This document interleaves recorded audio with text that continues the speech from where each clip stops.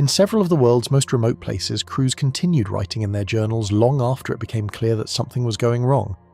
The entries often began with ordinary observations, weather conditions, distances travelled, and supplies counted at the end of the day. Then the tone shifted. Rescue failed to appear. Ships vanished from expected routes. Entire expeditions became trapped, stranded, or cut off from the outside world. Yet the writing continued, preserving a record of events as they unfolded. The closer these journals come to their final pages, the more unsettling the story becomes. As you move through these accounts, you will follow survivors across Arctic ice, isolated islands, open oceans, and waters where help never arrived when it was expected. Through diaries, notebooks, and logbooks recovered from some of history's most difficult expeditions, you can watch uncertainty develop one entry at a time. Some journals end abruptly, others continue until only a handful of people remain. Together they leave behind a question that still lingers long after the ink dried. What was happening during those final days that the writers themselves could not yet see? The letters written on Gull Island. Far off the northeastern coast of Newfoundland lies a small stretch of barren rock known as Gull Island, a place so isolated and unforgiving that few people had reason to visit it in the 19th century. There were no permanent inhabitants, no natural shelter, and little to distinguish it from the countless other rocky outcrops scattered along the Atlantic coastline. Yet for several months in 1868, this lonely island concealed the answer to a maritime mystery that had troubled communities across Newfoundland. When that answer was finally uncovered, it revealed not a sudden disaster, but a slow and agonizing struggle preserved in a handful of written pages. The story began with the brigantine Queen of Swansea, a 360-ton trading vessel that regularly crossed the North Atlantic. Built in Newfoundland but operating from Swansea, Wales, the ship was considered reliable and was crewed by experienced sailors familiar with the harsh conditions of northern waters. In December 1867, the vessel departed St. John's bound for Tilt Cove, a growing mining settlement on Newfoundland's northern coast. On board were crew members, passengers, mail, timber, and supplies, including pharmacist Dr. Felix Dowsley, who had been hired to provide medical services in the mining community.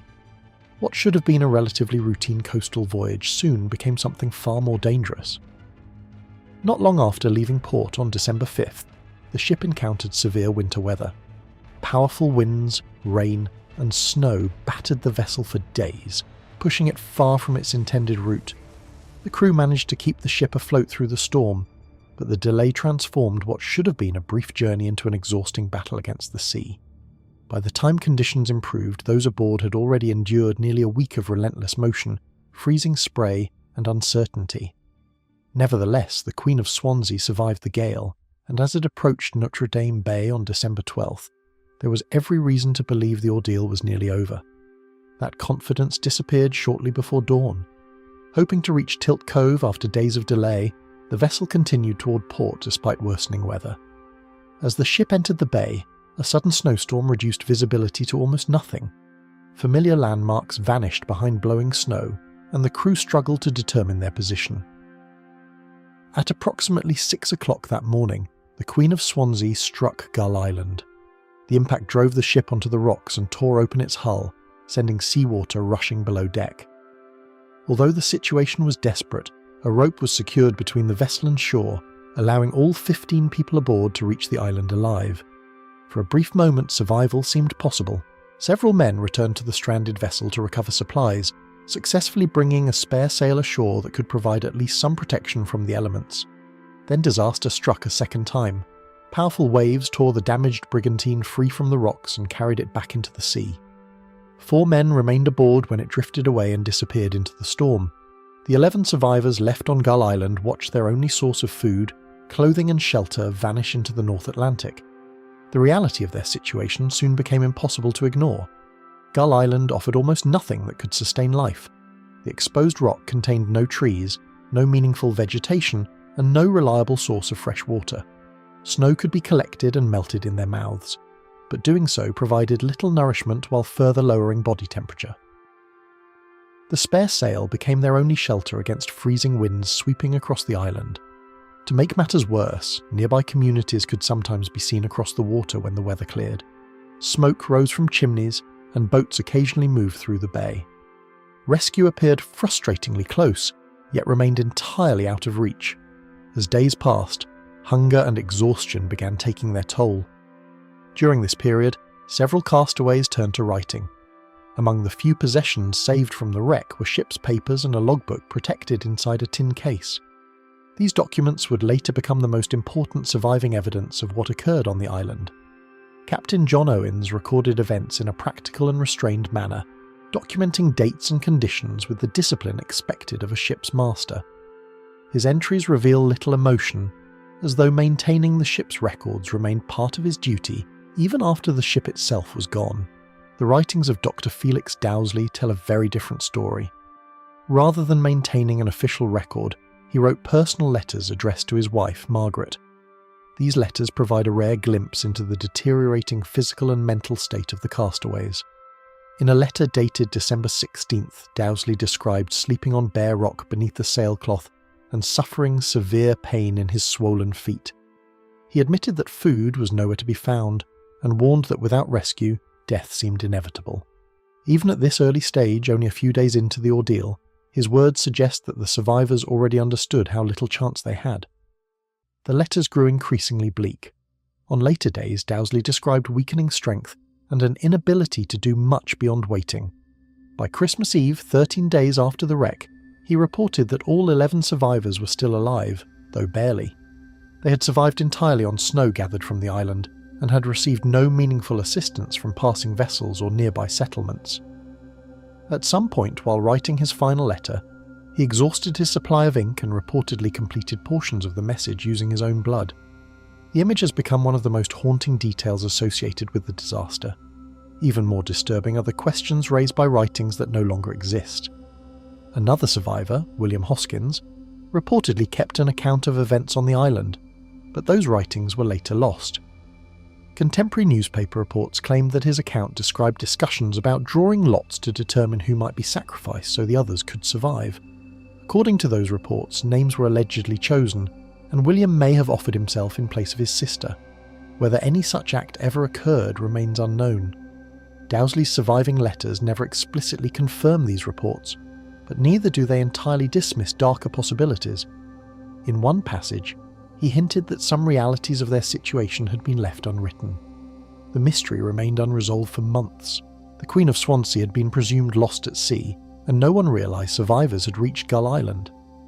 Then, on April 21, 1868, sailors from a passing schooner landed on the island while retrieving a bird they had shot. Instead of finding an empty stretch of rock, they discovered human remains concealed beneath the tattered sailcloth. News spread quickly, and Captain Mark Rosal later returned with a larger party to recover the dead. 9 bodies were found together beneath the shelter. 2 others were discovered separately on the island. The freezing winter conditions had preserved the scene almost exactly as it had been left. The recovery answered some questions but created others. No record established who died first, who survived longest, or precisely how long the final survivor remained alive. Rumours of cannibalism and sacrifice persisted for years, fueled by missing documents, fragmentary accounts, and the desperate circumstances described in the surviving letters. Historians continue to debate how much of those stories can be verified. What remains certain is that 11 people perished within sight of settlements that, under different circumstances, might have saved them. And hidden among the surviving pages is a suggestion that the full story of Gull Island may have died alongside those who wrote it, the Franklin notes found beneath the Arctic ice. Beyond the routes travelled by most 19th century sailors, the Arctic concealed its secrets beneath ice, silence, and distances that could swallow entire expeditions without leaving an obvious trace. Vast channels wound through islands that were only partially mapped, while winters stretched on for months under darkness that few outsiders could truly imagine. For explorers, these frozen waters represented one of the last great geographic puzzles on Earth. For many others, they became a place where certainty ended.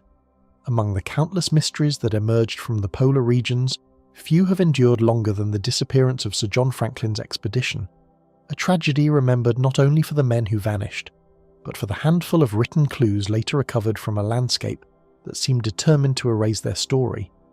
Confidence surrounded the departure of HMS Erebus and HMS Terror in May 1845, as the expedition set out to complete one of the most sought-after geographic achievements of the age. For centuries, European powers had searched for the Northwest Passage, a navigable route through the Arctic connecting the Atlantic and Pacific Oceans. Franklin's voyage represented one of the most ambitious attempts yet. The expedition was equipped with provisions intended to last several years, carried advanced technology for the period, and consisted of 129 officers and men drawn from the Royal Navy. Both ships had already proven themselves in polar service, and many viewed the expedition as the one most likely to succeed where others had failed. Brief encounters with whaling ships in Baffin Bay provided the last confirmed glimpse of Franklin's men before they disappeared into the polar north. During the summer of 1845, crews aboard whaling vessels observed Erebus and Terror waiting for favourable ice conditions before continuing westward. Nothing about the encounter appeared alarming. The ships seemed well supplied, organised, and prepared for the challenges ahead. After that, however, the expedition vanished. No letters arrived, no vessels returned. Seasons passed without news, and the silence that followed gradually transformed a celebrated voyage into one of the greatest mysteries in maritime history. Years passed without a single letter, report, or returning sailor to explain what had become of the expedition. Concern eventually spread throughout Britain, prompting an unprecedented series of search missions. Naval expeditions entered the Arctic from multiple directions, while private efforts sponsored by Franklin's wife, Jane Franklin, added further pressure to continue the search. These missions recovered traces of Franklin's presence, including campsites and discarded items, but nothing capable of explaining the fate of all 129 men. The Arctic seemed willing to surrender fragments while withholding the larger truth. Every discovery raised expectations that answers might finally emerge, only for new questions to replace them. Hidden inside a stone cairn on King William Island, a small written record eventually emerged as one of the most important clues ever recovered from the Arctic. In 1859, members of an expedition led by Francis Leopold McClintock discovered a document placed inside a metal cylinder. At first glance, the message appeared routine. The original note had been deposited in May 1847 by officers reporting that the expedition was progressing successfully. The ships had wintered in the ice and all seemed well, yet around the margins of that same document, a second message had later been added. The update transformed the note from a simple status report into evidence of catastrophe. Contained within only a few lines, the message revealed a chain of events far more alarming than many searchers had anticipated. By April 1848, Sir John Franklin had died. The ships had remained trapped in ice for many months. Most significantly, the surviving officers and crew had abandoned both vessels and were preparing to march south toward the Back River region of mainland Canada. The note stated that 24 men had already perished. What it did not explain was equally troubling. No details were provided regarding Franklin's death. No description was given of the hardships that had forced the abandonment of two heavily provisioned ships. The message offered conclusions without the story that produced them. Scattered across later discoveries were additional fragments of evidence that hinted at a worsening situation beyond what the famous note described. Searchers found abandoned boats mounted on sledges, clothing, silverware, books, and personal belongings left behind along the route. Some discoveries puzzled investigators from the beginning. Heavy objects had been hauled across the Arctic landscape despite the obvious physical burden they imposed. Why exhausted men struggling for survival would transport certain possessions while abandoning others remains a subject of debate. Inuit testimony collected during later searches also described encounters with groups of white men moving southward, appearing weak and desperate. These accounts suggested that the retreat documented in the Victory Point note had indeed taken place, but they also implied that conditions deteriorated rapidly after the survivors left their ships. Evidence recovered along the retreat route gradually exposed the severe conditions faced by the men after abandoning their vessels. Human remains discovered over many decades revealed signs consistent with starvation and extreme physical stress. Modern scientific examinations have contributed additional insights, identifying evidence of nutritional deficiencies and prolonged hardship. The expedition had entered one of the harshest environments on Earth, with supplies intended to sustain it for years, yet somehow those resources had become insufficient. As the picture slowly emerged, historians came to understand that Franklin's men were not defeated by a single dramatic event. Instead, they appear to have faced a prolonged struggle against ice, isolation, disease, and diminishing hope. More perplexing than the hardships themselves were the decisions that appear to have been made during the expedition's final phase. The abandonment of Erebus and Terror remains one of the most discussed aspects of the disaster. At the time the ships were left behind, they likely still contained provisions and shelter. Historians continue to debate why experienced naval officers concluded that an overland march offered better odds of survival. Equally puzzling is the limited nature of the surviving written record. Royal Navy expeditions were known for detailed documentation, yet almost none of the journals that must have existed during those years in the Arctic have ever been recovered. Hundreds of days passed between the expedition's departure and the final note at Victory Point, but the written account of those months is largely absent. Absent from nearly every discovery was the detailed journal that historians would most expect an expedition of this scale to leave behind. Searchers recovered scattered documents, books, and records, but the comprehensive narrative capable of explaining the expedition's decline never surfaced. The Arctic preserved enough evidence to reveal that disaster occurred, yet not enough to fully explain how events unfolded from one season to the next. Even the eventual discovery of the wrecks of Erebus in 2014 and Terror in 2016 answered some questions while leaving others unresolved. Artifacts recovered from the ships continue to provide valuable information, but the missing personal accounts remain among the most significant absences in the historical record. The Franklin expedition is often remembered as a story of exploration, but the surviving notes tell a different story. They reveal a gradual transformation from confidence to uncertainty, from routine reporting to desperate action. What survives today is not a complete narrative, but a series of fragments recovered from ice, stone cairns, abandoned camps, and scattered belongings. Together they suggest a catastrophe unfolding over years rather than days, one witnessed by dozens of men whose voices have largely been lost. The famous note found on King William Island may be the most important clue, yet it feels less like an explanation than a doorway into a larger mystery that remains frustratingly incomplete. Whatever was written during those missing months disappeared into the Arctic with the men who never returned to retrieve it. The blood-stained journal of the Jeannette. Long before the expedition's fate became known, a series of diary entries was already tracing a path across a frozen wilderness few people had ever seen.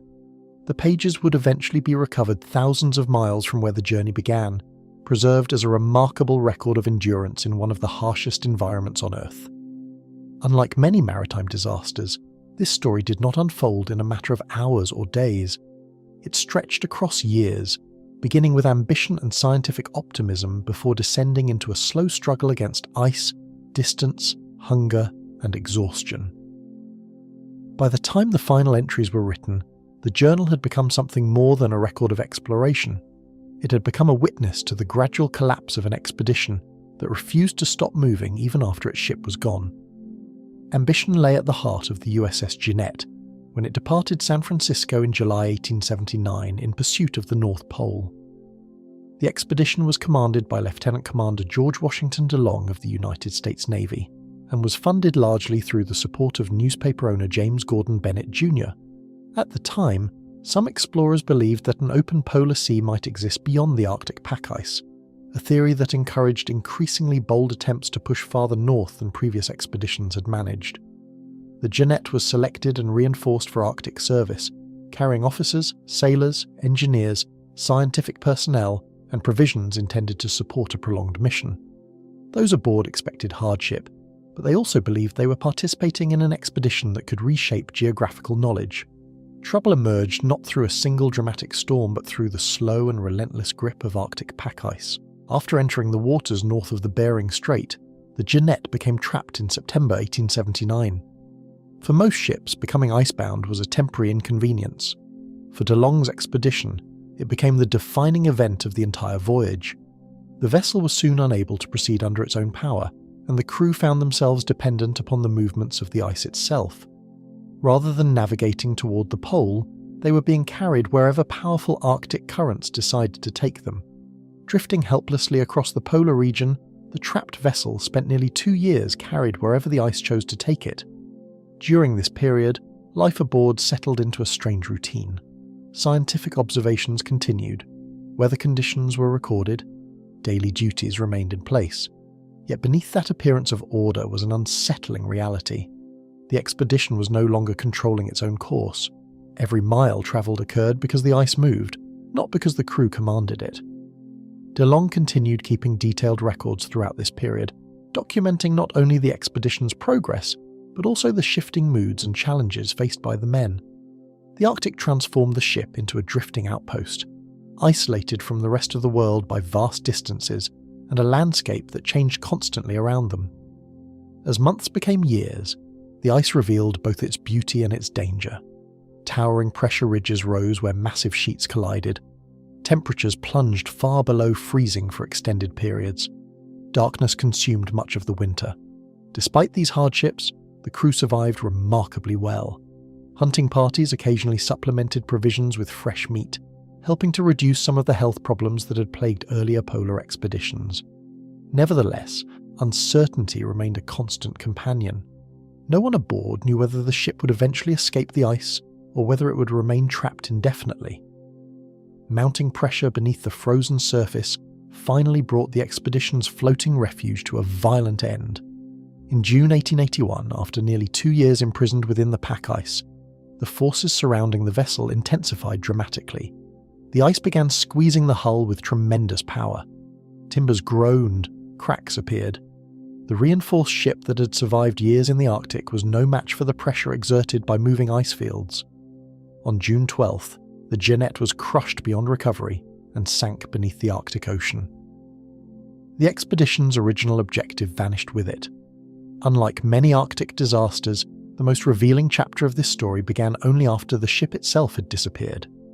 Before abandoning the vessel, the crew salvaged boats, provisions, scientific records, and essential equipment. De Long also preserved his journal. This decision would later prove invaluable. While many expeditions left behind incomplete records, the Jeannette story continued to be documented in extraordinary detail. The destruction of the ship did not end the narrative. Instead, it transformed the expedition into a desperate journey across ice and open water. Hauling heavy boats over fractured ice fields transformed every mile into an exhausting test of endurance. The survivors dragged their vessels across uneven terrain where progress could be measured in painfully small increments. Pressure ridges forced constant detours. Meltwater pools created additional obstacles. Conditions changed from day to day, sometimes from hour to hour. Men who had spent years aboard a ship now found themselves functioning as explorers, labourers, and survivalists all at once. Throughout the ordeal, De Long continued writing. His entries recorded distances travelled, weather conditions, and the increasingly difficult task of moving men and supplies across an environment that seemed determined to resist every step. Eventually, the expedition reached open water and launched its boats.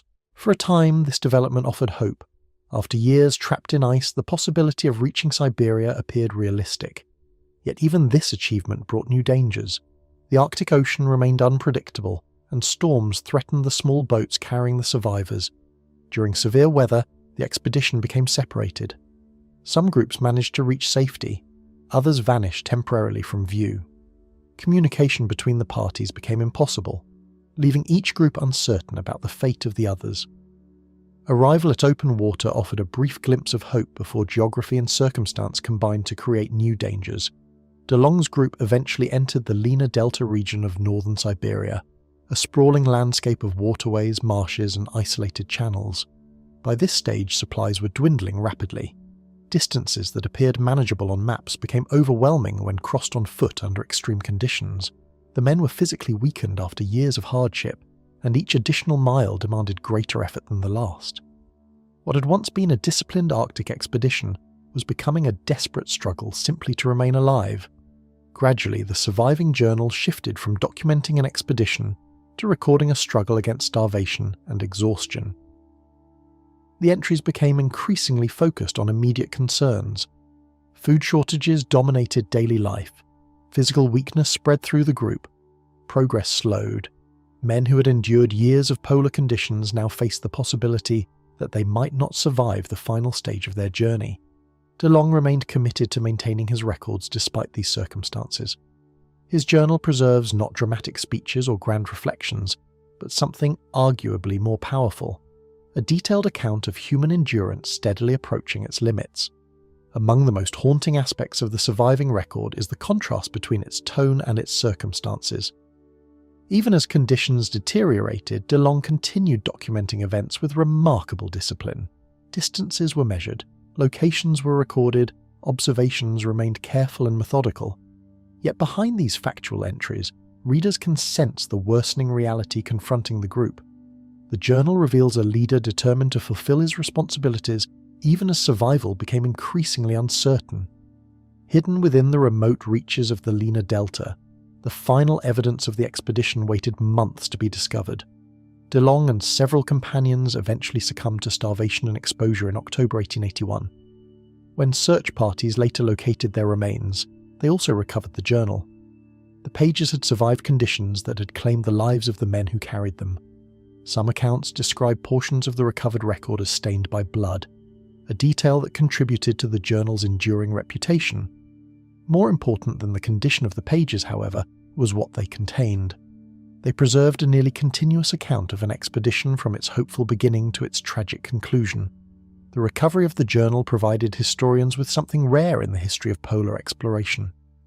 Many Arctic disasters are known only through fragments, rumours, or isolated clues.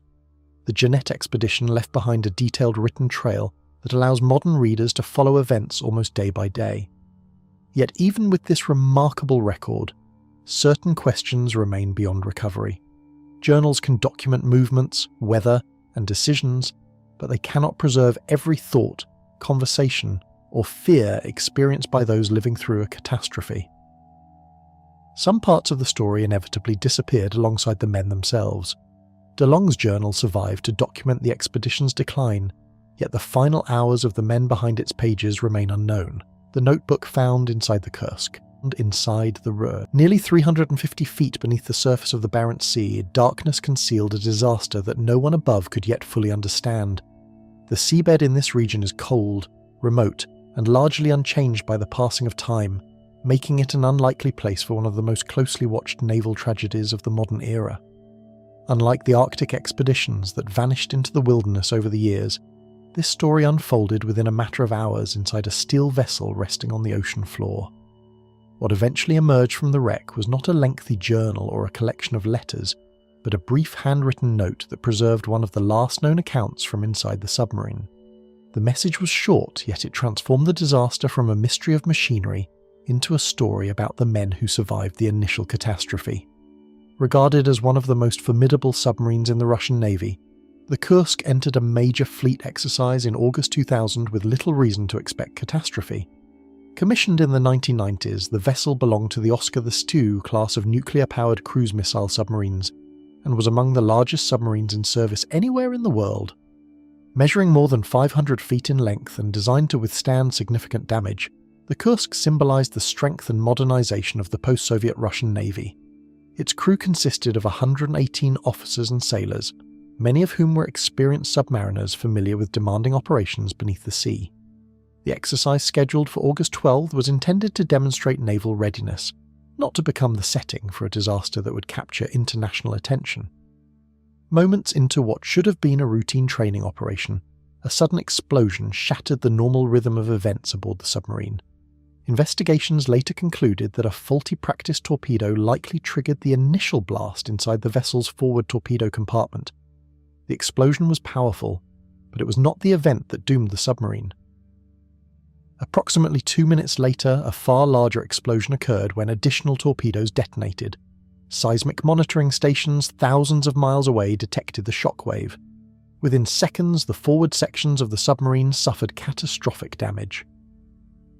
The Kursk plunged to the seabed beneath the Barents Sea, coming to rest at a depth of approximately 108 meters. Above the cold waters of the Barents Sea, uncertainty grew as repeated attempts to establish contact produced only silence. At first, commanders believed communication problems might explain the lack of response.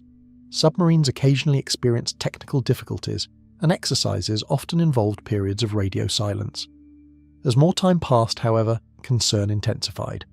Something had clearly gone wrong. Yet those responsible for organising rescue efforts faced a troubling reality. They did not know the precise condition of the vessel or the fate of the crew. While officials worked to determine what had happened, the submarine remained motionless on the seabed below. Unknown to those organising rescue efforts, a number of sailors had survived the initial explosions and gathered in the rear of the vessel. The submarine was divided into compartments designed to limit damage during emergencies, and evidence later revealed that men from several sections managed to reach the 9th compartment near the stern. Estimates based on recovered documents indicate that 23 sailors survived the blasts and regrouped in this area. For a brief period, they remained alive despite the devastation surrounding them. The realization that survivors endured the initial disaster would later become one of the most haunting aspects of the entire tragedy. Cut off from escape routes and surrounded by damaged compartments, the surviving men found themselves confronting conditions that worsened with every passing hour. Electrical power had largely failed. The compartment was shrouded in darkness. Temperatures began to drop. Carbon dioxide levels slowly increased as the available air supply deteriorated. Water entered portions of the submarine, creating additional hazards. The men understood that rescue was their only realistic chance of survival, yet they had no reliable way of knowing whether anyone above even knew they were alive. Unlike castaways stranded on an island or explorers crossing frozen wilderness, these sailors were confined within a steel chamber from which there was virtually no path to freedom. Faced with circumstances few people could imagine, Lieutenant Dmitry Kolesnikov began recording information that might one day explain what happened inside the submarine. Kolesnikov was one of the officers who reached the 9th compartment after the explosions. At some point during the ordeal, he wrote a note listing the names of survivors and describing their situation. The decision to write was practical as much as personal. If rescue failed, the note might become the only surviving account of events inside the compartment. Rather than documenting emotions or personal reflections, Kolesnikov focused on preserving facts. In doing so, he created one of the most important pieces of evidence recovered from the submarine. Contained within a few hurriedly written lines, the note revealed both the presence of survivors and the grim reality they faced. Kolesnikov wrote that all personnel from several compartments had moved into the 9th compartment and estimated the number of survivors at 23. The message also indicated that the men understood the seriousness of their situation. One passage suggested that their chances of survival were extremely limited. Despite these circumstances, the note remained composed and orderly. There was no panic in the wording, only an effort to record information accurately. That restraint has contributed significantly to the note's lasting impact. It provides a rare glimpse into how trained sailors responded when confronted with a situation they likely recognized as hopeless. Although the note answered important questions, it could not reveal everything that happened afterward. Investigators later concluded that the compartment's conditions continued to deteriorate. One widely accepted theory suggests that an attempt to use chemical oxygen generators may have triggered a fire after contact with seawater, further reducing the survivors' chances. Evidence recovered from the wreck supports the possibility that a flash fire occurred within the compartment. Yet even with extensive investigation, the exact sequence of events remains difficult to reconstruct. The final hours inside the submarine unfolded without witnesses, leaving only physical evidence and Kolesnikov's note to guide later understanding. Only after recovery teams gained access to the wreck did the full significance of the note become clear. International rescue offers had eventually been accepted, but by the time divers reached the submarine, no survivors remained. In the months that followed, a complex recovery operation was undertaken to examine the wreck and recover the bodies of crew members. During these efforts, Kolesnikov's note was discovered among the personal effects recovered from the submarine. Its contents confirmed that a group of sailors had survived the explosions, fundamentally changing public understanding of the disaster. What had initially appeared to be an instantaneous tragedy was revealed to be something far more complex and heartbreaking. Even with the discovery of Kolesnikov's message, important details about the submarine's final hours remain uncertain.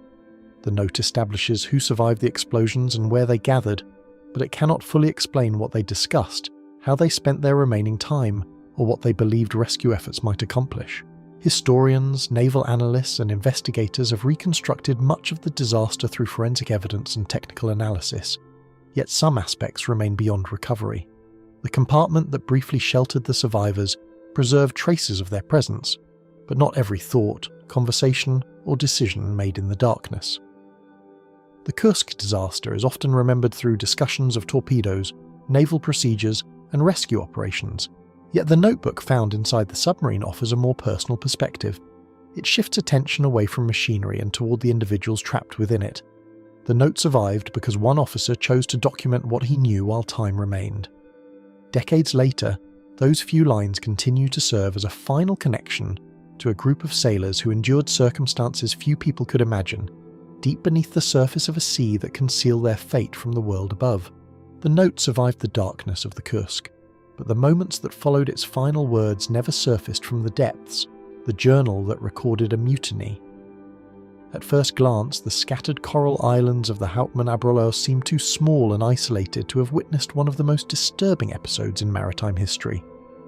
Located off the western coast of Australia, these low-lying islands are surrounded by reefs, shallow lagoons, and open oceans stretching toward the horizon. Today, they appear quiet and remote, but in the 17th century they occupied a dangerous position along one of the world's most important maritime routes. Long before detailed maps existed for the region, ships crossing the Indian Ocean risked encountering reefs that emerged suddenly from the water. It was on these islands, far from any established settlement, that a shipwreck evolved into a tragedy whose most unsettling details survived through journals, testimonies, and official records. Bound for the Dutch East Indies with hundreds of passengers and crew aboard, the Batavia represented both the wealth and ambition of the Dutch East India Company. Launched in 1628, the vessel formed part of a trading empire that connected Europe with Asia through vast commercial networks. In October of that year, the ship departed the Netherlands carrying approximately 340 people, including sailors, soldiers, merchants, women, and children. Its destination was Batavia, the Dutch colonial headquarters in present-day Jakarta. The voyage promised opportunity and profit, but it also required crossing immense distances through waters that remained poorly understood by European navigators. Shortly before dawn on June 4, 1629, a navigational mistake brought the voyage to an abrupt and disastrous end. After months at sea, the Batavia struck Morning Reef within the Hauptmann Abrolhos island chain. The collision tore into the vessel and left it hopelessly stranded. Panic spread as passengers and crew struggled to escape the wreck.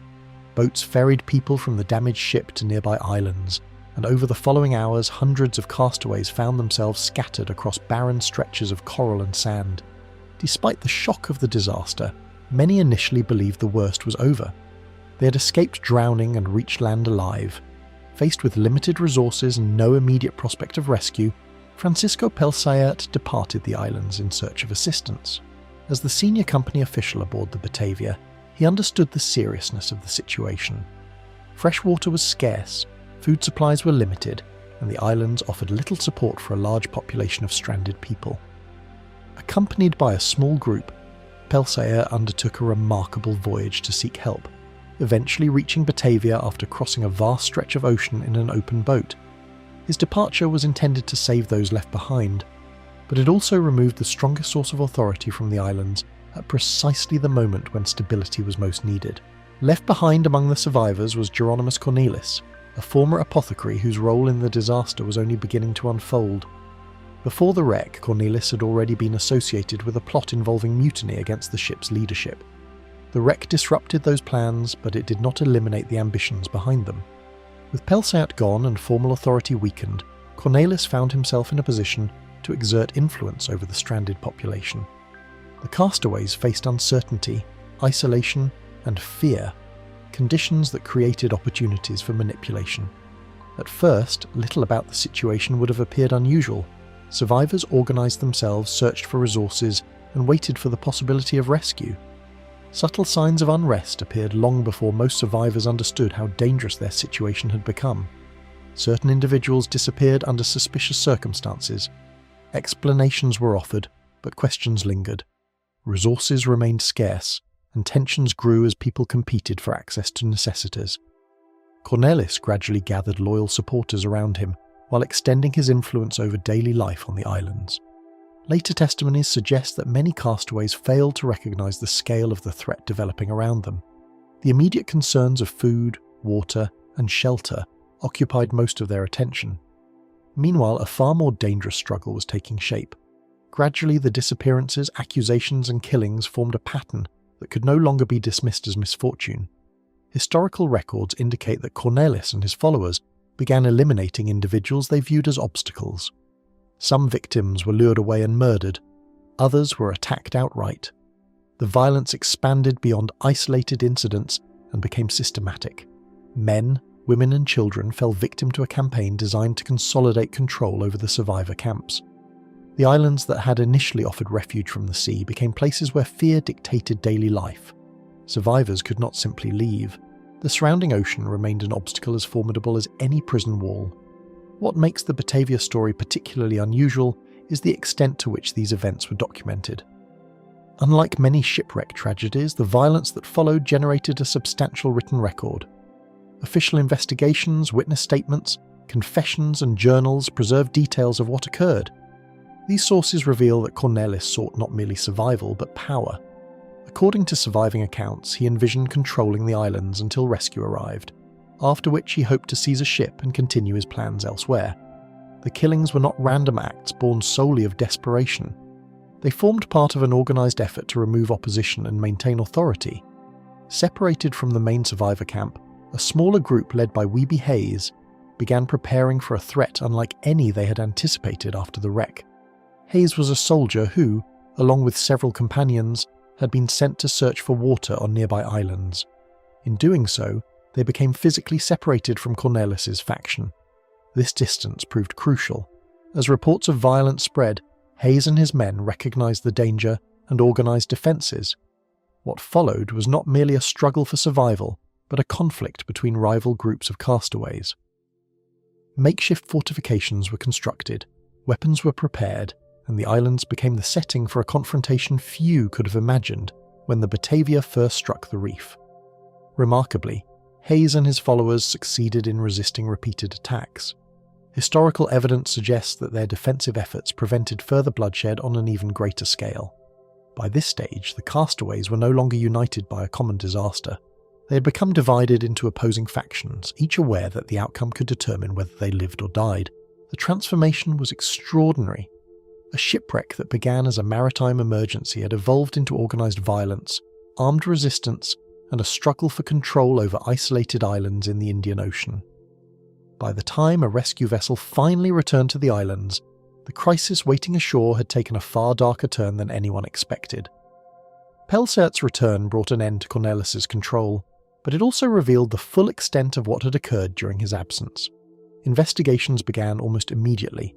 Survivors provided testimony, suspects were questioned, written records were compiled with unusual detail. Through these accounts, authorities reconstructed the sequence of events and uncovered evidence of numerous murders. Punishments followed, and the mutiny that had begun in secret was exposed through the words of those who witnessed it. Preserved within journals, official reports, confessions, and testimony was a detailed account of events that might otherwise have seemed impossible. Many shipwrecks leave behind mysteries because evidence disappears beneath the sea. The Batavia story endured because an extensive documentary record survived. Historians have been able to reconstruct not only the wreck itself, but also the social collapse that followed. These writings provide a rare opportunity to observe how authority weakened, how fear spread, and how violence emerged among people facing isolation and uncertainty. Few maritime disasters are documented with such disturbing clarity. Preserved within the Batavia journals is a chronicle of violence that proved more deadly than the reef that stranded the survivors. The final diary of the Greely expedition. Every plan made before the expedition entered the Arctic depended upon one assumption, that relief ships would eventually arrive. The men who travelled north expected hardship, isolation, and long periods of darkness, but they also expected that supplies and communication would connect them to the outside world at crucial moments. That belief shaped decisions before the voyage even began. It influenced where they would establish their station, how much food they carried, and how long they expected to remain in the high Arctic. Yet as the years passed, that assumption gradually unravelled. leaving behind a collection of journals that documented one of the most devastating Arctic disasters of the 19th century. Unlike many polar expeditions driven primarily by geographic discovery, the Lady Franklin Bay expedition departed with a carefully defined scientific mission. Organised as part of the first International Polar Year, the expedition sailed from the United States in 1881 under the command of First Lieutenant Adolphus Washington Greely. The objective was not simply to push farther north, but to gather meteorological, astronomical, magnetic and geographical data from a permanent Arctic station.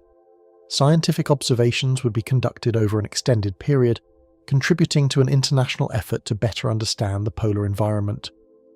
The mission reflected confidence in planning, logistics, and coordination, qualities that initially appeared sufficient for success.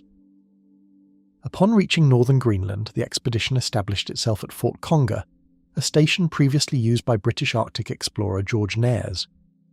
Conditions during the first year proved challenging but manageable.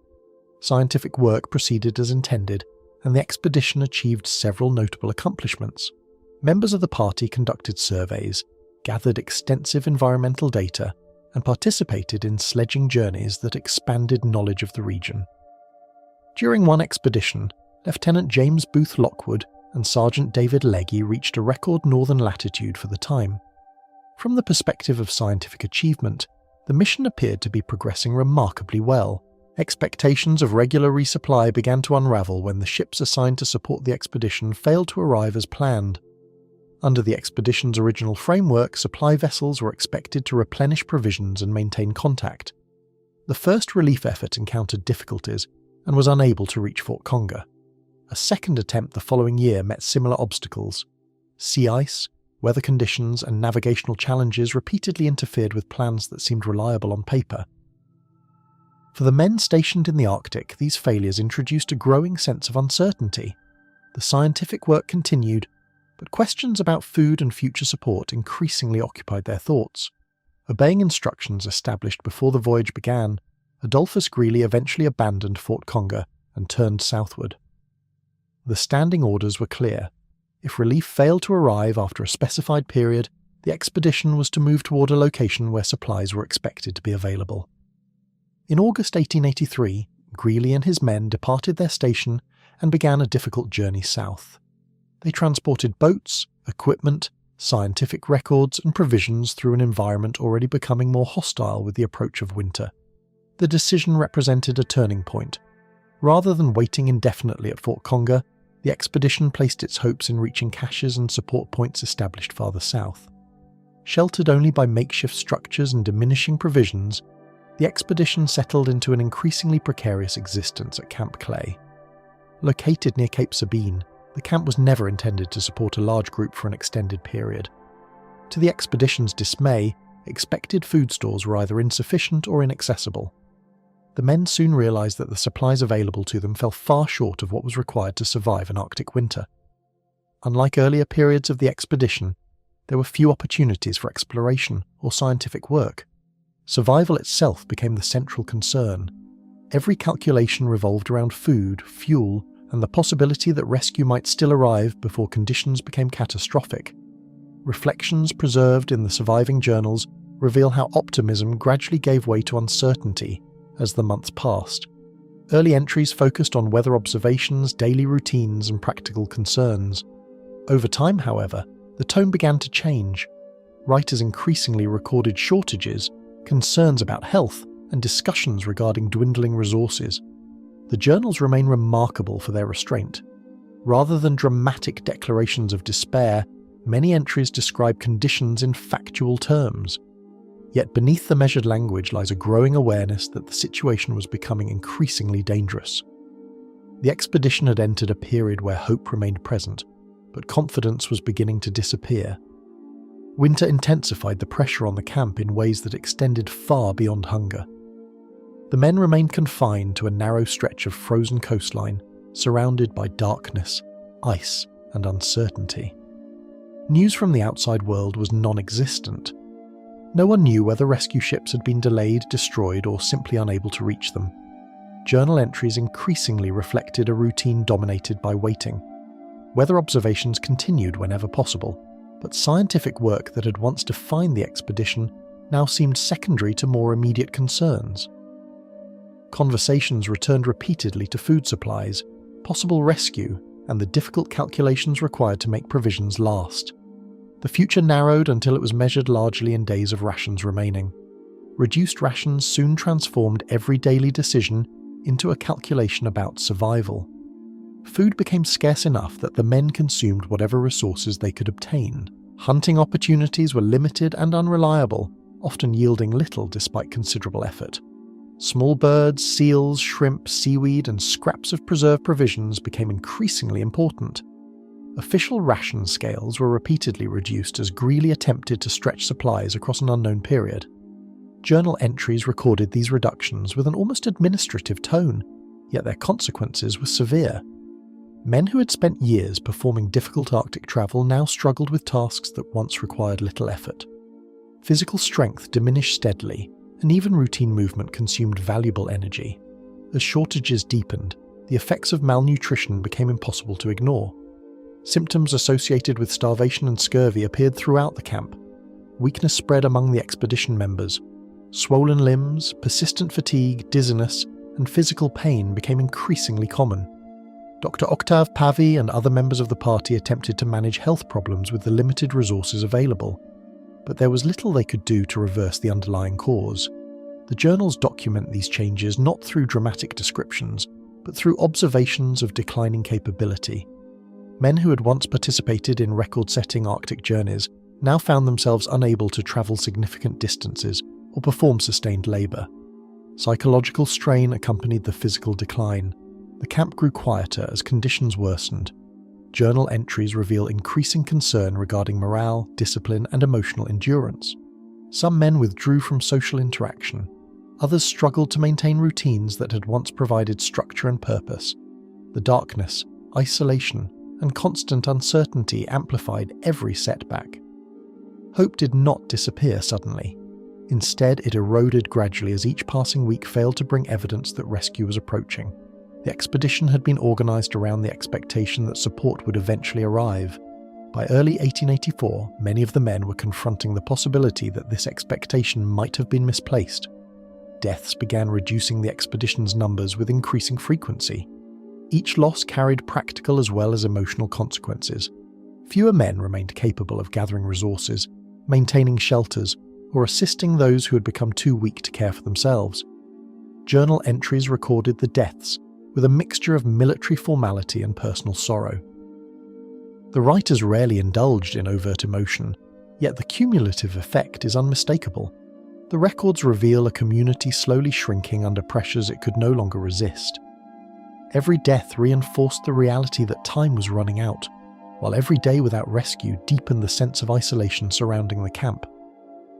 Later investigations into the camp introduced questions that extended beyond starvation and into territory many participants were reluctant to discuss openly. When rescue finally arrived in June 1884, only 7 members of the original 25-man expedition remained alive. Examination of the camp and the bodies recovered, there generated controversy that has persisted for generations. Evidence suggested that during the final stages of the ordeal, some of the dead may have been used as a source of food. Historians continue to approach the subject carefully because direct documentation is limited. What makes the issue particularly significant is the way it appears in relation to the surviving journals. The diaries provide extensive details regarding deprivation and death, yet they remain notably restrained concerning certain actions that may have occurred during the expedition's final months. In some respects, what is absent from the journals has proven nearly as important as what is recorded within them. When a rescue vessel finally appeared off the Greenland coast in June 1884, only a fraction of the original party remained alive. The arrival ended years of isolation and suffering, but it also revealed the scale of the disaster. The rescuers encountered men weakened by prolonged starvation and exposure. The contrast between the expedition that had departed with scientific ambitions and the group that remained at Camp Clay could not have been more striking. Yet despite everything that had happened, the surviving members had preserved important records. Scientific observations, official documents, and personal journals had been protected even as conditions deteriorated around them. Recovered alongside the survivors were journals that documented the expedition's transformation from a scientific mission into a prolonged struggle against hopelessness.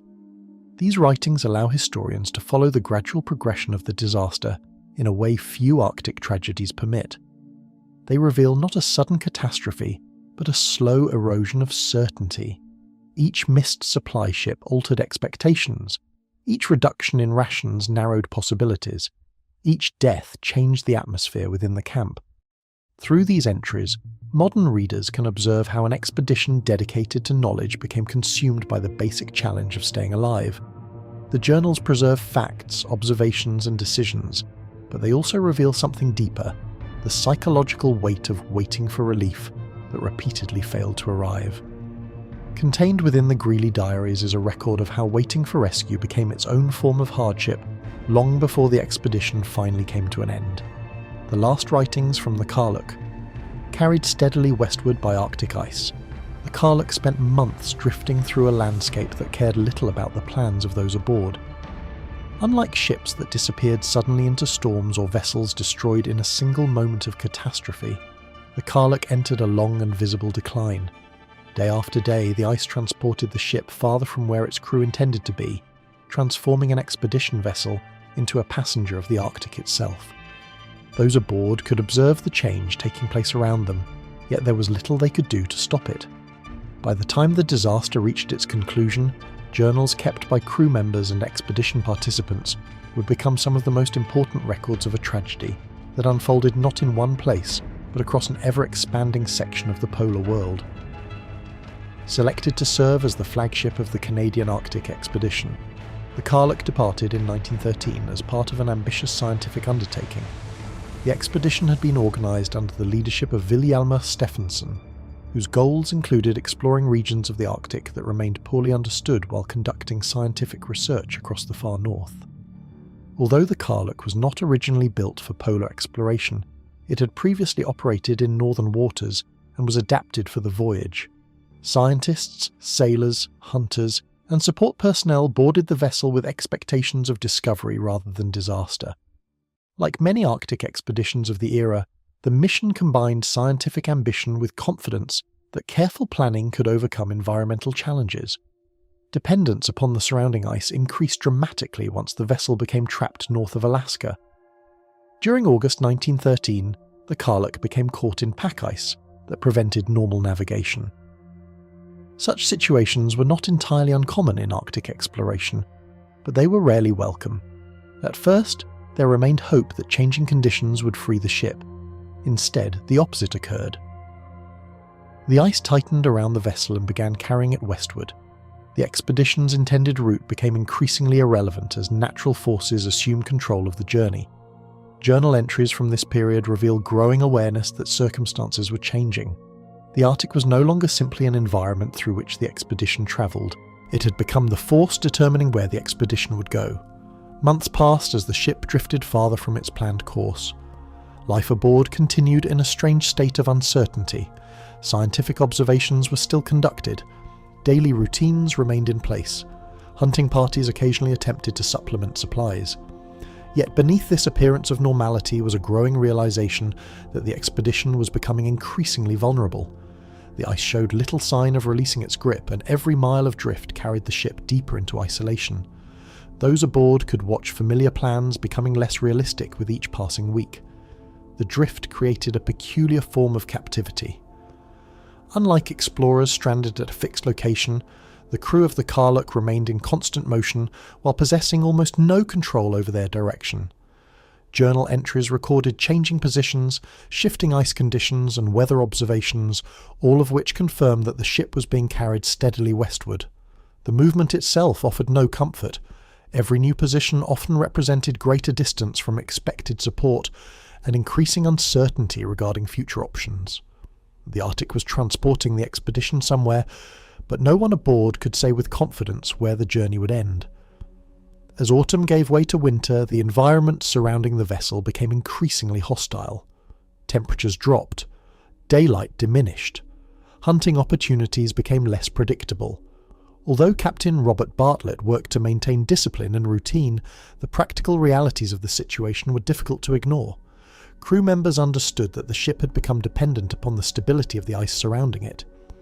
If pressure increased significantly, survival could hinge upon decisions made within only a few hours. Journal entries from this period reveal an atmosphere of cautious concern rather than panic. The danger was obvious, but it unfolded gradually enough that many still hoped conditions might improve. Questions about leadership later emerged from an event that occurred before the expedition's greatest crisis had begun. In September 1913, Stephenson left the ship with a small group on a hunting expedition. While away from the vessel, changing ice conditions prevented him from returning. The Karluk drifted away, leaving its leader separated from the main party. Historians have debated the significance of this development ever since. What is certain is that Captain Robert Bartlett now carried responsibility for the people aboard. The expedition that had departed as a unified enterprise was already beginning to divide into separate stories. Crushing pressure built gradually around the ship until escape was no longer a realistic possibility. Throughout late 1913 and early 1914, the ice exerted increasing force against the hull. Timbers creaked and groaned under the strain. Crew members understood the danger. Ships trapped in Arctic ice could survive for extended periods, but they could also be destroyed with alarming speed once pressure intensified. Journal accounts describe growing concern as the vessel's condition deteriorated. Eventually, the inevitable occurred. In January 1914, the Karluk was crushed by the surrounding ice and sank beneath the Arctic Ocean. Abandoning the vessel marked the end of the Karluk, but not the end of the story preserved in its journals. Before the ship disappeared, those aboard managed to salvage food, equipment, sledges, boats, and scientific records. Camps were established on the ice near the location of the sinking. The survivors faced a difficult reality. Their ship was gone.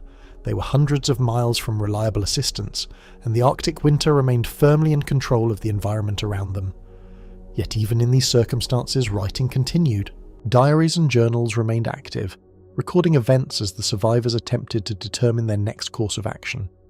Fragmentation rather than unity defined the survivors' experience after they stepped onto the ice. Unlike disasters where a single group remained together, the aftermath of the Karluk sinking produced multiple journeys and multiple outcomes. Some individuals left camp to seek help, others attempted independent travel. Different parties encountered different conditions and dangers. As a result, the surviving journals preserve a collection of perspectives rather than a single narrative. Reading these accounts today is less like following one expedition and more like tracing branches extending outward from a common disaster. Several men attempted journeys toward Wrangel Island, a remote Arctic island that appeared to offer the best chance of survival. Reaching it, however, required crossing unstable sea ice under severe conditions. Some parties never completed the journey. Others disappeared entirely. The journals document these departures with a mixture of hope and uncertainty. Individuals often left believing they might find assistance or improved conditions ahead. In some cases, those who remained behind never learned exactly what became of them. The Arctic consumed information as effectively as it consumed distance. One of the most tragic examples involved a group led by Alistair Mackay, James Murray, and Henri Bouchard. Convinced they could improve their chances by travelling independently, they departed from the main party and attempted to reach land across the ice. Their decision reflected the difficult choices confronting many survivors. Remaining where they were offered no guarantees. Leaving carried enormous risks. The group disappeared and was never seen again. Later journal entries reveal how uncertainty regarding their fate lingered among those who remained behind. Without direct evidence, companions could only speculate about what had happened after they vanished into the Arctic. For those who eventually reached Wrangel Island, survival remained far from certain.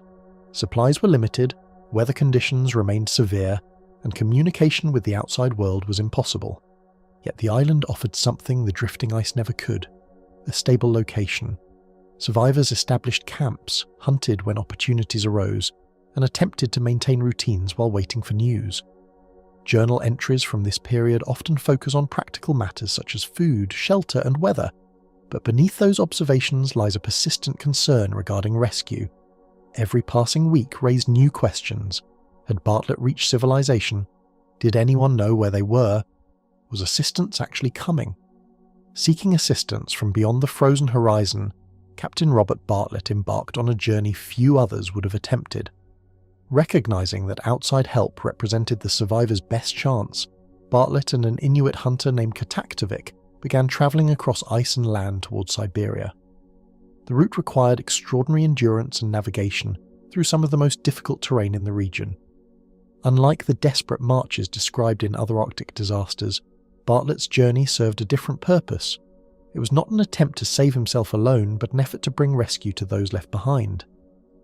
The decision reflected a form of leadership that would later become central to the Karluk story. Recorded across multiple diaries and personal accounts were experiences that differed sharply depending on where each group travelled. Some journals focused on physical hardship, others emphasised uncertainty regarding the fate of missing companions. Certain entries describe the monotony of waiting, while others recount dangerous travel over shifting ice. Together, these writings reveal how differently the disaster unfolded for different individuals. No single account captures the entire story. Instead, understanding emerges through comparison, with each journal preserving a fragment of a much larger picture. Particularly revealing are the writings associated with Wrangel Island. Several survivors eventually reached the island, where they endured months of isolation while awaiting assistance. Supplies remained limited, and conditions were difficult, but the island also represented a rare measure of stability after the chaos that followed the sinking. Journal entries from this period frequently reflect uncertainty regarding whether Bartlett would succeed in finding help. The survivors could do little except wait and continue documenting daily life. Their writings preserve the emotional strain of existing between hope and resignation, uncertain whether rescue efforts were underway or whether they had been forgotten entirely. Reassembled years later from journals, testimony, and official reports, the disaster revealed itself as a collection of interconnected survival stories rather than a single narrative. Historians examining the Karluk tragedy have relied heavily upon these surviving records because no individual witnessed every stage of the ordeal. Some participants died, others became separated. Distances, weather, and shifting ice repeatedly divided the expedition into smaller groups. The journals bridged those divisions by preserving experiences that would otherwise have vanished. Through them, it becomes possible to reconstruct not only the sinking of a ship, but the unravelling of an entire expedition across the Arctic. Scattered throughout the Karluk journals are traces of an expedition whose members began the ordeal together, but whose stories diverged across the Arctic long before rescue arrived. The journal found after the raft drifted ashore. Adrift on open water with no land in sight, a crowded raft carried hundreds of unanswered questions long before it carried a written account of what happened there. The Atlantic Ocean has witnessed countless shipwrecks, but few produced a story as disturbing as the one later associated with the French frigate Méduse. Unlike disasters that unfold in a single violent moment, this tragedy developed over days, exposing survivors to conditions that grew steadily worse with each sunrise. What ultimately reached the public was not simply the story of a wrecked ship, but a record of abandonment, desperation, and decisions that shocked France when they became known. Much of that understanding survives because several of the men who endured the ordeal later documented what happened after they were left drifting at sea.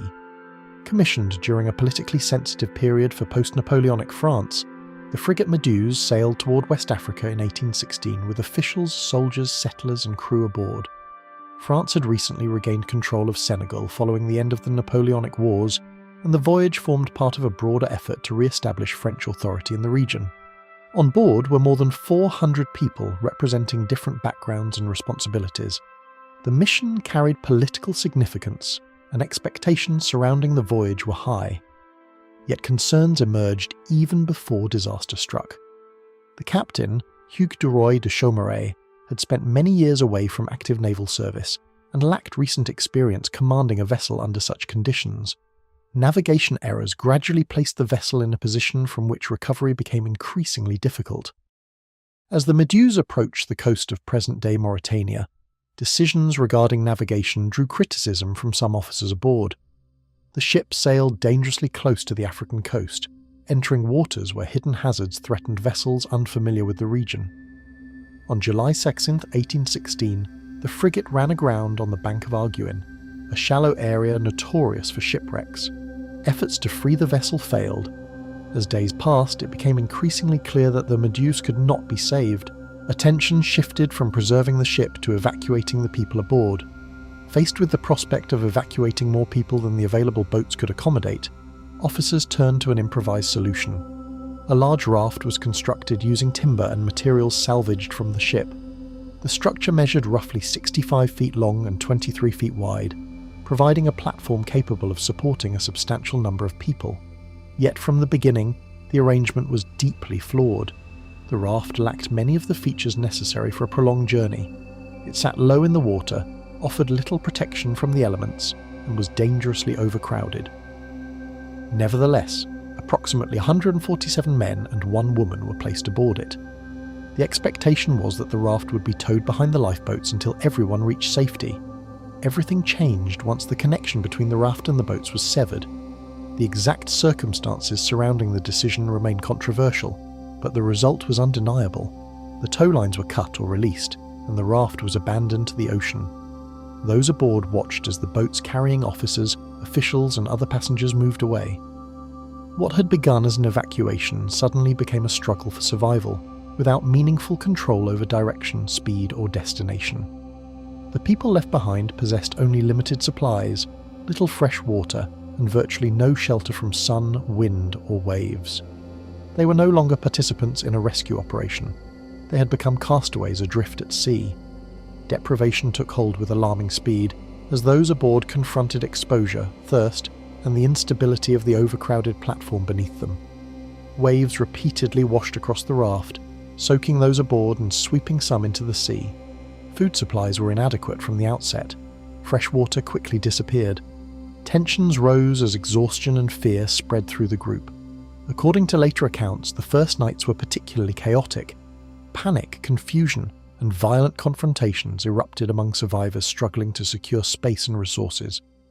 The raft itself provided little stability, constantly shifting beneath the weight of its passengers and the force of the ocean. The opening phase of the ordeal proved especially destructive because so many people remained crowded together on a structure never designed to support them for long. Survivors later described conditions in which movement itself became difficult. The raft sat so low in the water that waves frequently swept across its surface, carrying away supplies and threatening those already weakened by injury or exhaustion. Darkness added another layer of uncertainty. During the first nights, many aboard struggled to understand how long they might remain adrift, or whether the boats that had abandoned them might return. The absence of reliable information amplified fear as effectively as hunger or thirst. Numbers began declining almost immediately.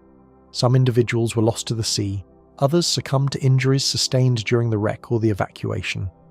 The survivors' later accounts reveal how quickly the scale of the disaster became apparent. Each morning provided visible evidence that the raft was becoming both smaller and more fragile as a community. Those who remained alive faced the difficult reality that resources were disappearing even faster than people. Hope persisted, but it became increasingly dependent upon the chance appearance of a passing vessel rather than any action the castaways could take themselves. Conditions continued deteriorating over the following days. Hunger intensified, thirst became unbearable, exposure to the elements weakened many of those aboard. The written accounts later produced by survivors describe scenes of extraordinary suffering. Some individuals succumbed to injuries sustained during the wreck. Others died from exhaustion or dehydration. As numbers declined, the raft itself became a grim reflection of the disaster's progression. Every day reduced both the population and the chances of survival. Yet rescue remained absent, and the ocean stretched in every direction without offering any indication that help was approaching.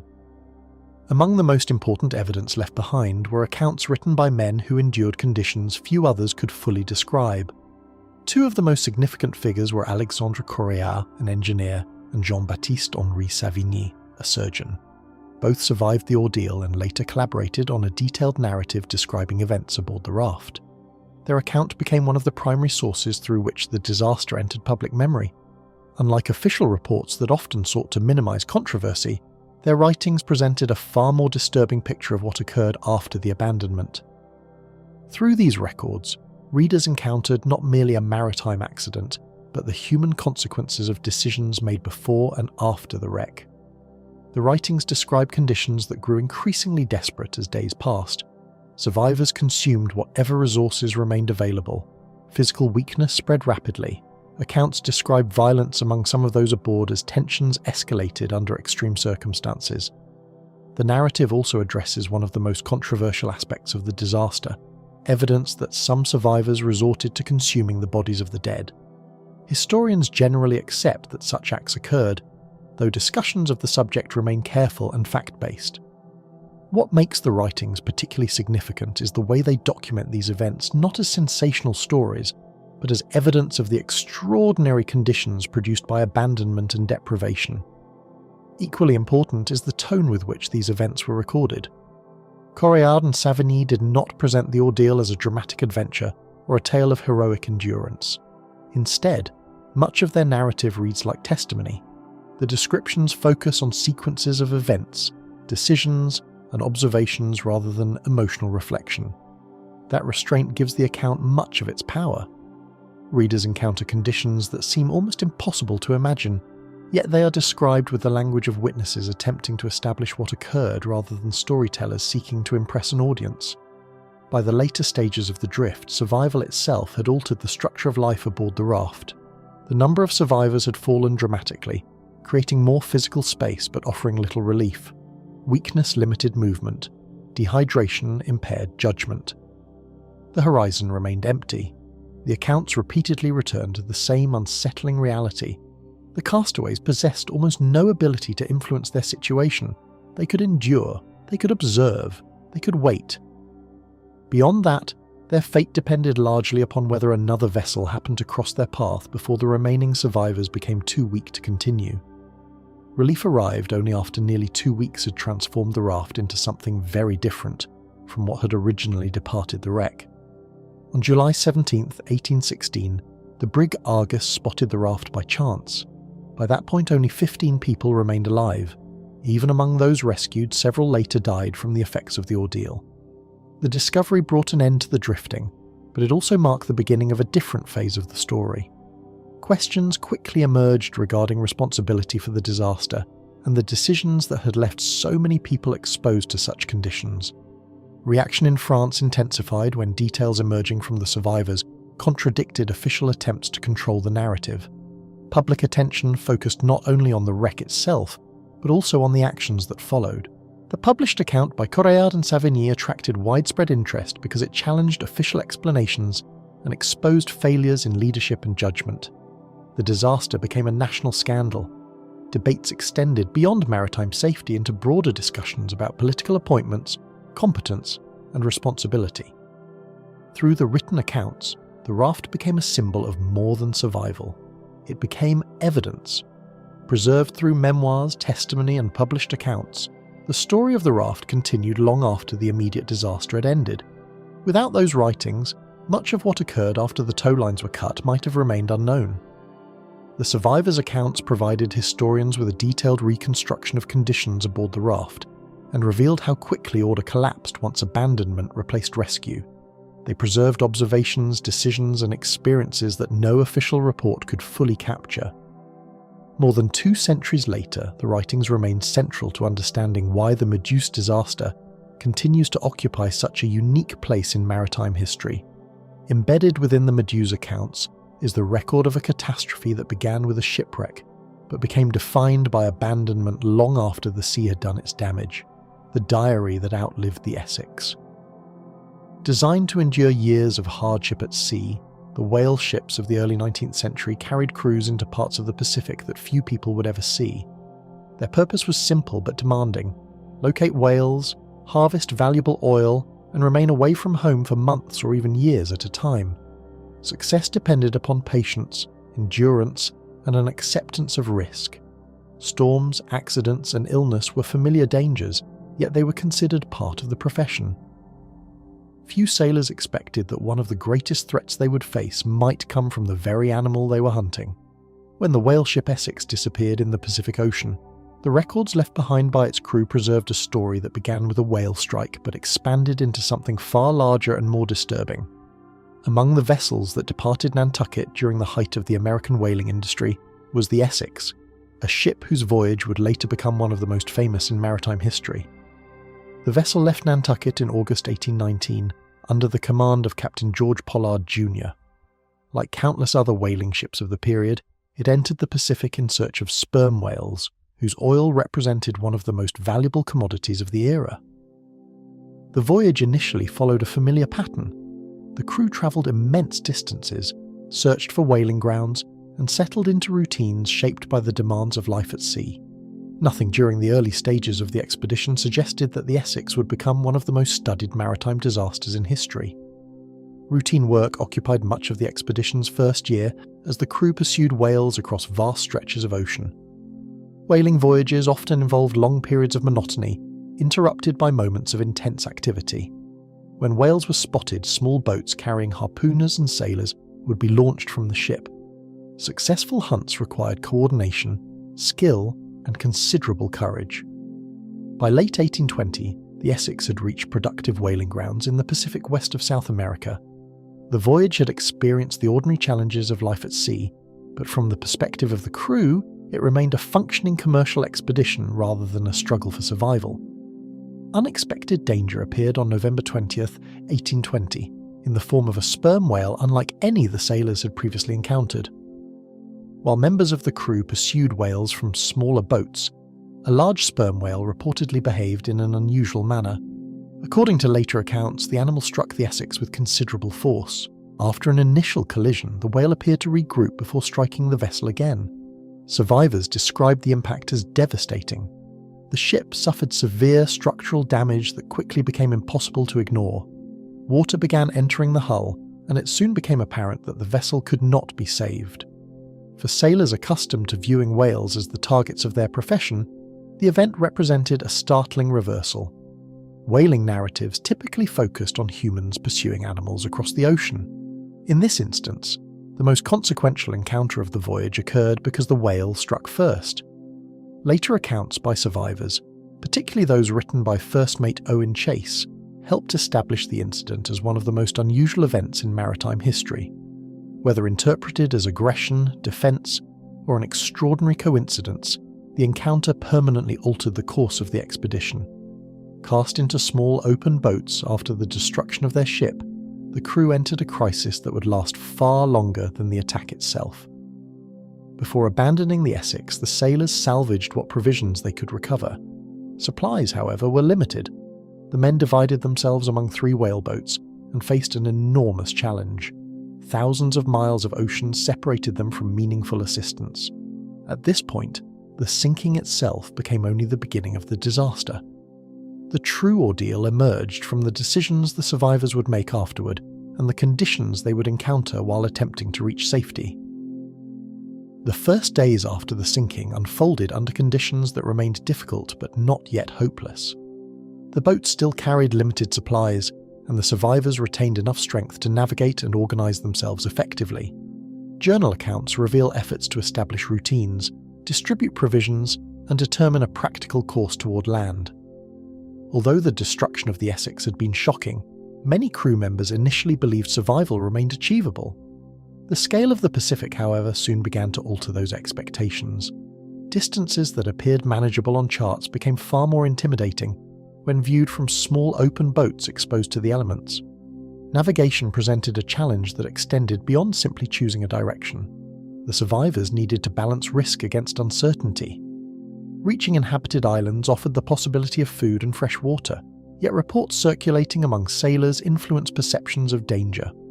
The discussions that followed would later become one of the most examined aspects of the disaster. Journal entries and survivor accounts suggest that fears regarding certain islands played a significant role in shaping the route eventually selected. The decision reflected information available to the crew at the time, but its consequences would become increasingly apparent as the weeks passed. Conditions aboard the boats also differed considerably from life aboard a whale ship. The survivors now occupied cramped vessels with little shelter from wind, rain, or intense sunlight. Every supply required careful management. Water casks, navigation equipment, and food stores occupied precious space. Sleep became difficult. Exposure became constant.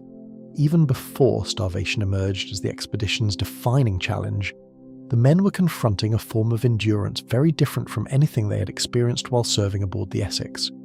Their world had been reduced from a ship capable of crossing oceans to 3 fragile boats surrounded by thousands of miles of open water.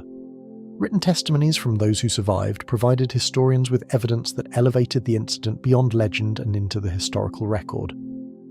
Among the most important was Owen Chase's narrative, published in 1821. Thomas Nickerson, a cabin boy aboard the Essex, also left an account many years later that provided additional details regarding the voyage and its aftermath. These writings allow historians to reconstruct events with unusual clarity. Rather than relying entirely on rumour or second-hand reports, researchers can examine descriptions written by individuals who experienced the disaster directly. The accounts differ in certain details, yet together they create a remarkably detailed picture of the ordeal. Fear influenced one of the most consequential choices made during the early stages of the ordeal. The survivors debated possible routes and destinations. Some islands existed within reach, but stories regarding the inhabitants of certain Pacific islands alarmed members of the crew. Reports of cannibalism among island populations, whether accurate or exaggerated, contributed to a decision to avoid some potential destinations. Instead, the men chose routes that required crossing far greater distances of open ocean. Historians have frequently identified this decision as one of the defining moments of the disaster, because it significantly increased the length and difficulty of the survivors' journey. The consequences of that decision emerged gradually rather than immediately. For a time, the boats continued making progress across the ocean, and the men remained hopeful that discipline and careful rationing might be sufficient. Yet every additional day at sea consumed resources that could not easily be replaced. Distances that seemed reasonable during planning became exhausting realities when measured through daily rowing and navigation. Survivor accounts reveal an increasing awareness that success depended not only on reaching land, but on reaching it before dwindling supplies and physical decline made further travel impossible. Weeks of exposure and diminishing provisions gradually pushed the remaining sailors toward increasingly desperate circumstances. Food supplies dwindled, fresh water became scarce. The boats offered little protection from the sun, wind, and waves. Physical weakness spread throughout the group as rations decreased. The survivors attempted to maintain discipline and routine, but conditions steadily deteriorated. The written accounts preserve these developments with a restrained tone that often makes them more unsettling. Rather than emphasizing emotion, many descriptions focus on practical realities: how much food remained, how far the boats had traveled, and how rapidly strength was disappearing. As the ordeal continued, deaths began reducing the number of survivors. The accounts describe a progression from hardship to extreme deprivation. Eventually, some crews resorted to consuming the bodies of those who had died. Later, circumstances became even more desperate. Historical records confirm that lots were drawn among members of one boat, resulting in the death of a sailor named Owen Coffin. The event remains one of the most difficult aspects of the Essex story. Yet it is also one of the reasons the surviving writings remain so important. They document not only the physical realities of survival, but also the moral dilemmas faced by individuals operating under extraordinary conditions. Separated by distance and time, the surviving boats encountered rescue under very different conditions. In February 1821, after more than 2 months at sea, survivors from one boat were rescued by the British ship Indian. Others were later rescued by the American whale ship Dauphin. Not everyone survived long enough to be found. Of the 20 crew members who originally sailed aboard the Essex, only 8 ultimately returned. Their rescue ended the immediate crisis, but did not erase the memory of what had occurred during the months following the sinking. Known today through memoirs, journals, and testimony, the Essex disaster remains unusually well documented compared with many maritime tragedies of its era. The surviving accounts reveal how quickly an ordinary commercial voyage transformed into a prolonged struggle against starvation, isolation, and impossible choices. They also preserve details that might otherwise have disappeared with the ship itself. Historians continue to study the writings because they provide insight into both maritime life and human behaviour under extreme pressure. The records endure not because of the whale alone, but because they capture everything that happened after the attack faded into the distance. The story preserved in the Essex journals begins with a whale, but it ends with questions that followed the survivors home. The logbook recovered from a vanished expedition. Each passing week removed a little more daylight from the horizon, until the distinction between day and night began to lose its meaning. For most explorers entering polar regions during the 19th century, Winter represented a season to avoid rather than endure. Ships were expected to retreat before the ice closed in, returning when conditions improved. The crew of the Belgica never intended to remain in Antarctica through a full winter.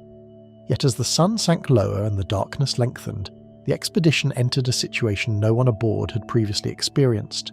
Long before historians examined the surviving journals, the men themselves were recording subtle changes in mood, health, and behaviour, creating one of the most revealing psychological records in the history of polar exploration. Led by Belgian naval officer Adrien de Gerlache, the Belgica entered Antarctic waters in 1897 as part of an ambitious scientific expedition. The voyage was intended to explore regions of Antarctica that remained largely unknown, while conducting meteorological, oceanographic, and geographical observations. Although organised by Belgium, the expedition included an international crew whose members would later become famous in their own right. Among them were Roald Amundsen, who would eventually lead the first successful expedition to the South Pole, and physician Frederick Cook, whose role would become increasingly important as conditions deteriorated. At the beginning of the voyage, the atmosphere aboard reflected curiosity and optimism rather than concern. The expedition achieved several successes during its early months. The Belgica navigated through waters seldom visited by previous explorers and gathered valuable scientific information. New observations were recorded, coastlines were examined, unknown regions appeared on maps. For a time, the voyage seemed to be progressing according to plan, yet Antarctica has a way of altering plans gradually rather than suddenly.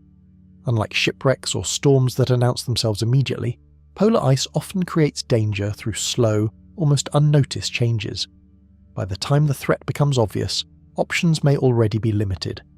Progress came to an unexpected halt when the ship became locked within drifting Antarctic pack ice. During March 1898, the Belgica entered an area where ice conditions worsened more rapidly than anticipated. Attempts to escape proved unsuccessful. The vessel became trapped, and as temperatures fell, the surrounding ice thickened. At first, there remained hope that changing conditions might eventually free the ship. Instead, the ice tightened its grip. Weeks passed without meaningful movement. The crew gradually realised that the expedition would be unable to leave before winter arrived. History quietly shifted the moment it became clear that the expedition would not escape before winter arrived. No expedition had previously endured an Antarctic winter while trapped in the ice. The men aboard were entering unknown territory, not merely geographically, but psychologically. There were no established procedures for coping with such a situation because no one had experienced it before. The Belgica became the first vessel forced to remain in Antarctica throughout the entire season of darkness. The achievement is often remembered as a milestone in exploration, but for those aboard, it felt less like a triumph and more like an increasingly dangerous experiment. Months of darkness produced effects that extended far beyond ordinary physical hardship. As winter deepened, the sun disappeared entirely below the horizon. Daylight vanished. The crew found themselves living in a world illuminated only by artificial light, moonlight, and occasional reflections from the ice. Human beings are adapted to rhythms shaped by sunrise and sunset. On the Belgica, those rhythms disappeared.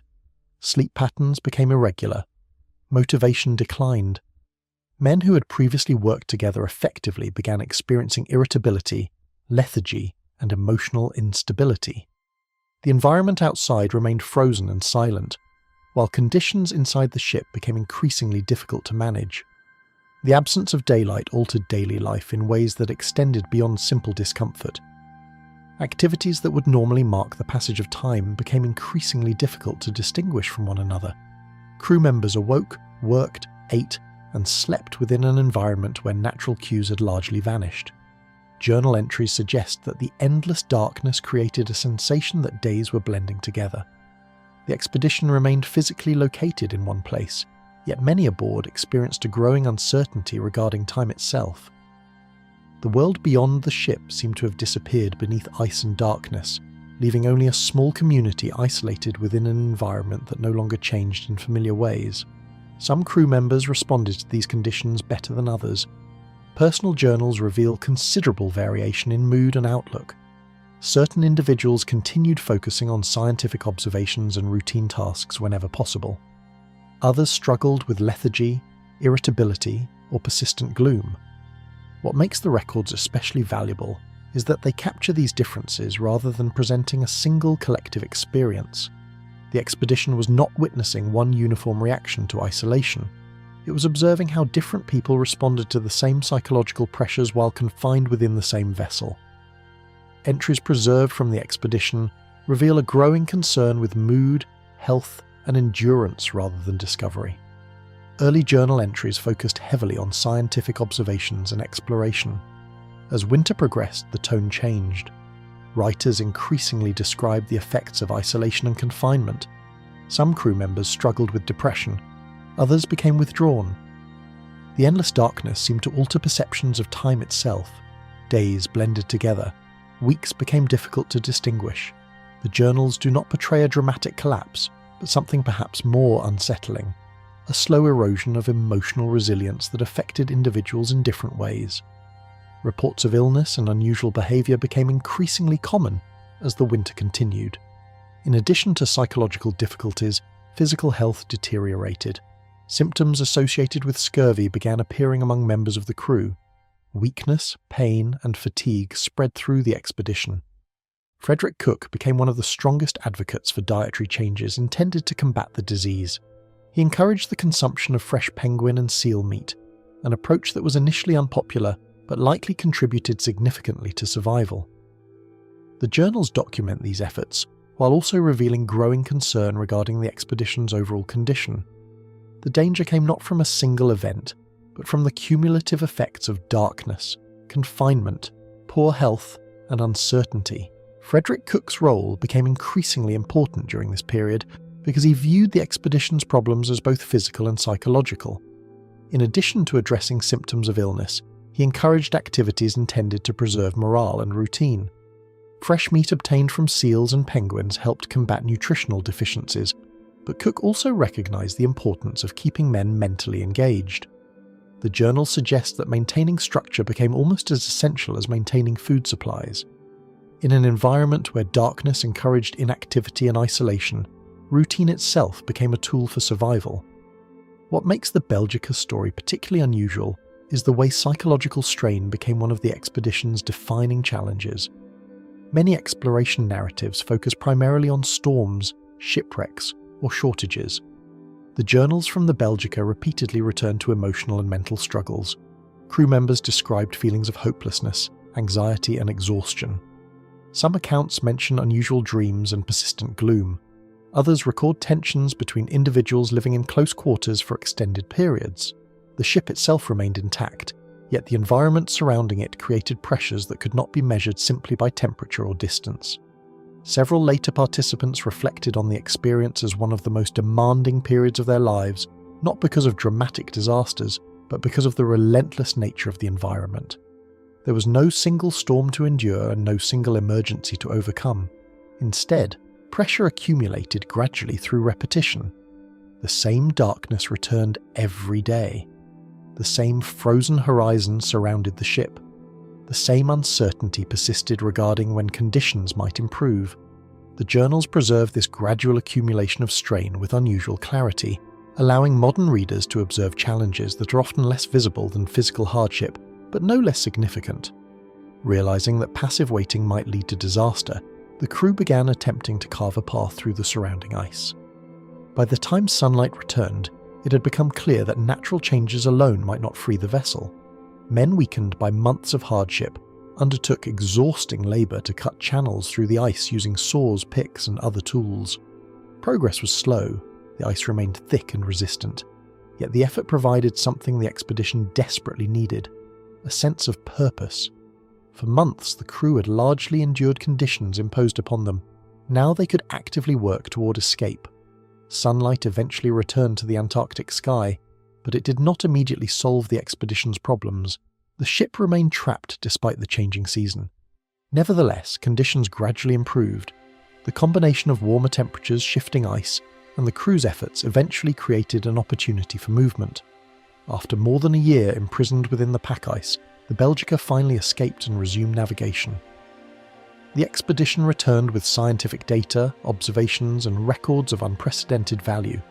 Yet many participants carried home memories that extended far beyond the achievements listed in official reports. Recovered journals and official records provide an unusually detailed account of what prolonged isolation did to those aboard the Belgica. Unlike many exploration disasters, the significance of these writings does not depend upon a mysterious disappearance or a tragic death toll. Their value lies in the way they document an environment that tested the human mind as much as the human body. Through the journals, it becomes possible to observe how isolation, darkness, uncertainty, and confinement gradually reshaped the experiences of experienced explorers. The records reveal a struggle that unfolded largely within the ship and within the people themselves. The Belgica journals reveal an expedition trapped by ice, but the darkness surrounding the ship often seemed just as difficult to escape. The final pages of the Rouse Simmons. Few working vessels became associated with celebration as strongly as a ship whose cargo arrived decorated only by the scent of freshly cut evergreens. Every year, as winter approached and communities prepared for Christmas, vessels crossed the cold waters of the Great Lakes, carrying trees destined for homes, churches, and businesses. Among them was a schooner whose seasonal voyages became familiar to many people waiting along the Chicago waterfront. Nothing about its purpose suggested mystery. Nothing about its cargo suggested danger. Yet somewhere between the forests of the upper Great Lakes and the city that awaited its arrival, a routine journey vanished into weather severe enough to erase certainty, while leaving behind only fragments of the story. For years, Captain Herman Schooneman guided the Rouse Simmons across Lake Michigan as part of a seasonal tradition familiar to many families in Chicago. Born into a family involved in the Christmas tree trade, Schooneman became known for transporting thousands of evergreens from northern forests to customers farther south. The voyage was more than a business venture. It had become an annual ritual associated with the holiday season itself. Families expected the arrival of the Christmas tree ship. Customers returned year after year. The sight of the vessel entering port loaded with trees signalled that the holiday season had truly begun. By 1912, the route was well known, and the purpose of the voyage was thoroughly established. Nothing about the beginning of the 1912 voyage suggested that it would be remembered differently from those that came before it. During late November, the Rouse Simmons loaded its cargo of Christmas trees in northern Lake Michigan. Estimates suggest that thousands of trees were stacked aboard the schooner. As in previous years, the vessel prepared to carry them south toward Chicago, where eager buyers waited. The journey itself was not unusual. Lake Michigan had long served as an important transportation route connecting communities across the region. Yet experienced sailors also understood that late autumn voyages carried risks. Winter storms could develop rapidly, and conditions on the lake often changed with little warning. Forecasts and observations soon indicated that conditions on the lake were becoming increasingly dangerous. As the Rouse Simmons proceeded southward, strong winds and falling temperatures affected the region. Historical weather records indicate that a powerful storm system moved across the Great Lakes during the period of the voyage. Heavy seas developed. Snow and freezing spray complicated navigation. For a vessel carrying a large cargo above deck, these conditions posed significant challenges. Ice accumulating on rigging and surfaces could alter stability and increase strain on the ship. What began as another seasonal crossing gradually became a voyage through some of the most difficult conditions Lake Michigan could produce. Witnesses reported seeing the vessel as it continued southward into deteriorating weather. These sightings would later assume tremendous importance because they became some of the last confirmed observations of the schooner. Accounts differ regarding specific details, but several reports describe the Rouse Simmons struggling through rough conditions while continuing its journey. At the time, such observations may not have seemed remarkable. Ships frequently encountered storms on the Great Lakes. Only later would people revisit these reports, searching for clues hidden within ordinary observations. The farther the schooner moved into the storm, the fewer opportunities remained for anyone to see what was happening aboard. One aspect of the story that continues to fascinate historians is how quickly reliable information disappeared. Unlike some disasters that leave behind survivors capable of providing detailed testimony, the loss of the Rouse Simmons produced very few direct accounts. As a result, much of what is known comes from weather reports, shipping records, sightings, and later discoveries. The final voyage exists not as a continuous narrative but as a collection of scattered pieces. Each observation contributes something useful, yet none provides a complete explanation. The absence of first-hand testimony creates an atmosphere very different from many maritime disasters, where journals or survivor accounts dominate the historical record. Unlike some maritime tragedies, understanding the fate of the Rouse Simmons depends upon piecing together numerous small records rather than a single surviving account. Shipping documents establish the vessel's intended route. Weather records reveal the severity of conditions. Reports from other sailors help reconstruct the environment in which the schooner travelled. Later investigations added further details. Together, these fragments create a broad outline of events while leaving significant gaps. The challenge lies not in finding evidence, but in determining how the pieces fit together. Every record illuminates part of the voyage while simultaneously emphasizing how much remains uncertain. Concern grew steadily when the ship failed to arrive as expected. Chicago awaited the annual arrival of Christmas trees, but the schooner never reached its destination. As days passed without news, anxiety increased among those connected to the voyage. The Great Lakes had witnessed numerous maritime disasters, and many understood what prolonged silence could mean, yet uncertainty remained. Storms sometimes delayed vessels.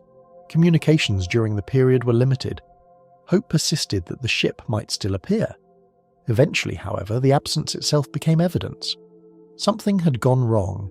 Search efforts and inquiries gradually shifted from expectation to investigation. People sought information from ports, shipping companies, and anyone who might have observed the vessel. Reports circulated regarding possible sightings and debris. Over time, the likelihood of finding survivors diminished. The Christmas tree ship entered a category familiar to Great Lakes history: vessels that disappeared during severe weather, while leaving behind questions that proved difficult to answer completely.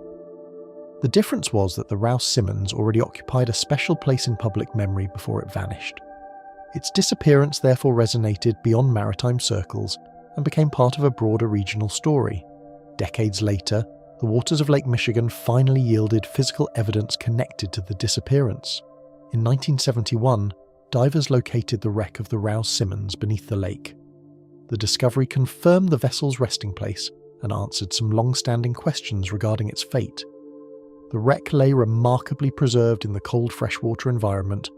Investigators and historians gained valuable information from its condition and location. Yet even with the discovery, many details regarding the final hours of the voyage remained beyond recovery. A wreck can reveal where a ship came to rest. It cannot always reveal everything that happened before it arrived there.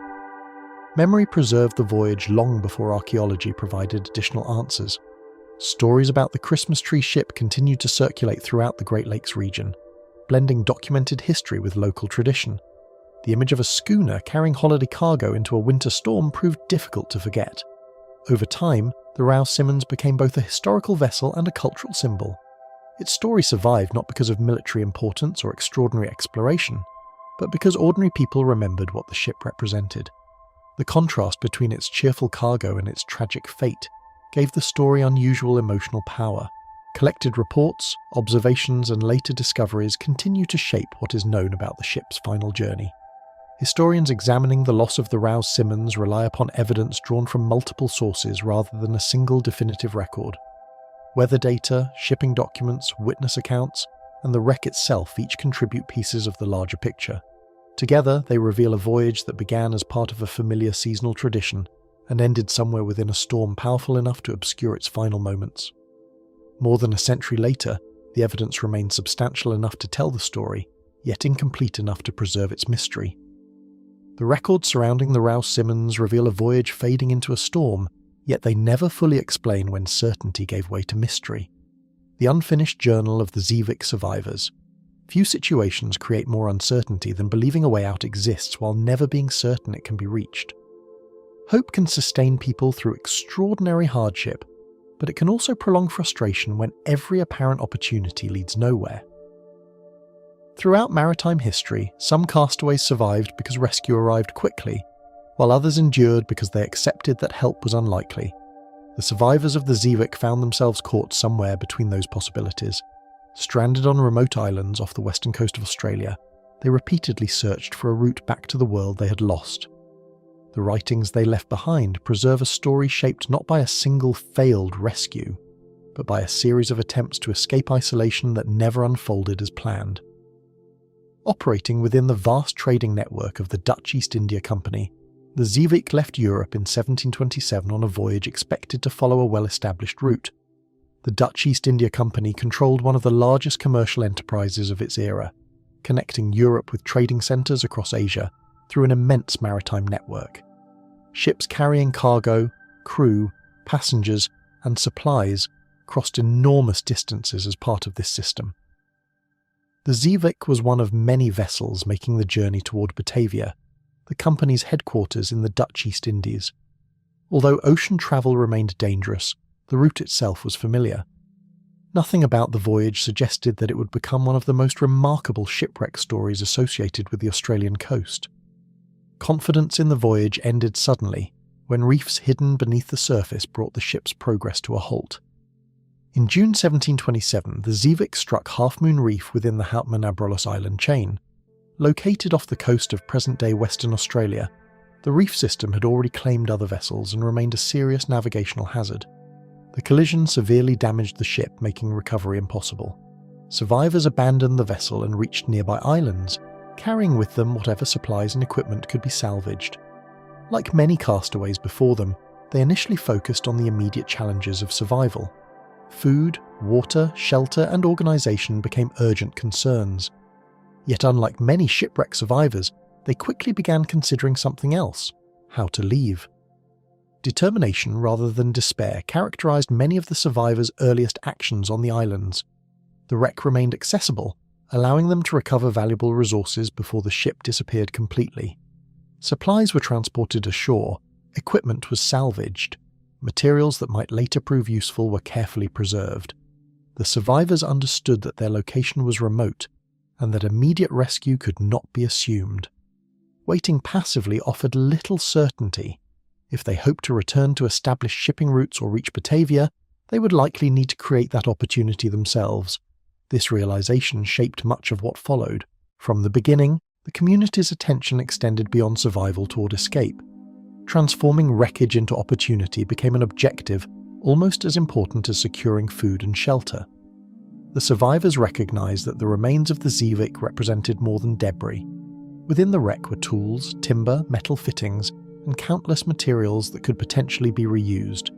Over time, efforts focused increasingly on constructing a small vessel, capable of carrying people away from the islands. The project demanded coordination, labour, and persistence. Every piece of salvaged material carried new significance because it might contribute to a future departure. Rather than viewing the wreck solely as evidence of disaster, the survivors treated it as the foundation of their most ambitious plan. The scale of the undertaking reflected how determined the castaways were to avoid becoming permanent inhabitants of the islands. Constructing a vessel from salvaged materials required more than technical skill. It demanded cooperation among people already coping with uncertainty and isolation.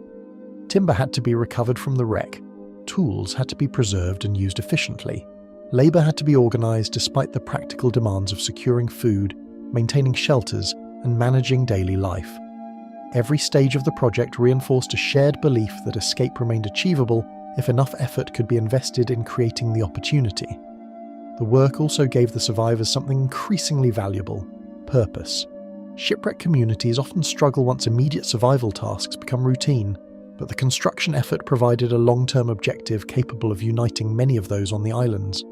Progress could be measured, materials could be gathered, plans could be discussed. The vessel existed first as an idea, then as a framework, and eventually as a practical means of leaving. Journal entries and reports suggest that the project became closely linked to morale because it transformed waiting into action. The resulting vessel became known as the Slopey, a small craft built largely from materials recovered from the wreck. Its construction stands among the most remarkable aspects of the Zeevik story. Working under difficult conditions and with limited resources, the survivors succeeded in creating a boat capable of attempting the journey to Batavia. The effort required practical skill as well as determination. Building a vessel in a remote island environment presented countless challenges, yet the project offered something invaluable: proof that escape remained possible. For many survivors, the Slopey became a symbol of connection to the outside world. Its existence transformed hope from an abstract idea into a physical reality. Anticipation reached its highest point whenever plans for departure appeared close to becoming reality. The launch of the Slopey represented more than transportation.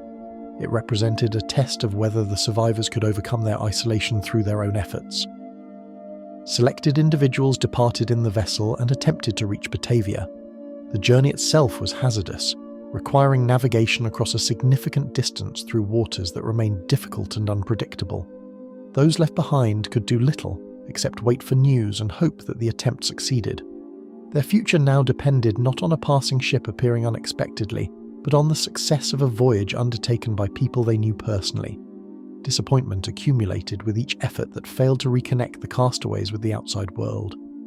Although the Sloopy ultimately reached Batavia and helped bring assistance, the process was neither simple nor immediate.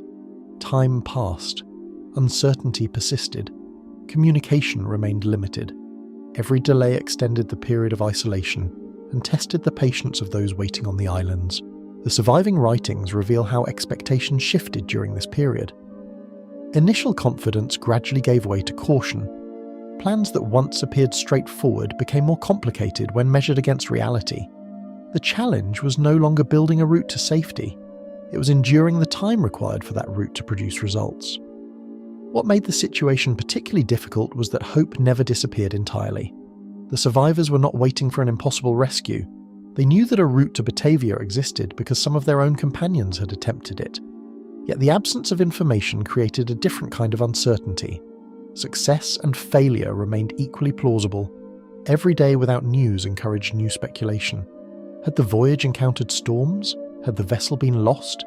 Had assistance already been dispatched but delayed? The writings repeatedly returned to questions that could not be answered from the islands themselves.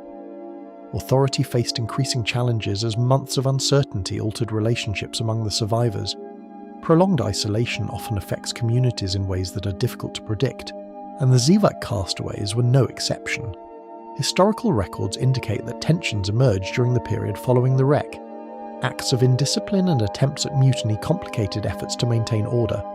The situation never descended into the scale of violence associated with the Batavia disaster decades earlier, but it nevertheless demonstrated how uncertainty could strain social structures.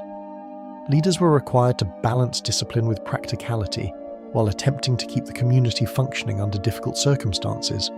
Subtle changes in tone become visible when the surviving writings are examined alongside earlier entries. The records reveal a gradual evolution in perspective. Early observations frequently focused on immediate challenges and practical tasks. Later entries increasingly reflect the psychological effects of waiting. Repetition became a defining feature of daily life. The same horizons appeared every morning. The same questions remained unanswered. How long would it take for help to arrive? Had the Sloopy succeeded? Would another vessel appear first? The writings rarely provide dramatic declarations, yet the persistence of these concerns reveals how heavily uncertainty weighed upon the survivors. Fragments preserved through journals, reports, and later investigations leave historians with an account that remains incomplete in important ways. The Zivak story survives because enough records endured to reconstruct major events, yet not every detail can be recovered with certainty. Some accounts end abruptly. Some observations survive only through secondary sources.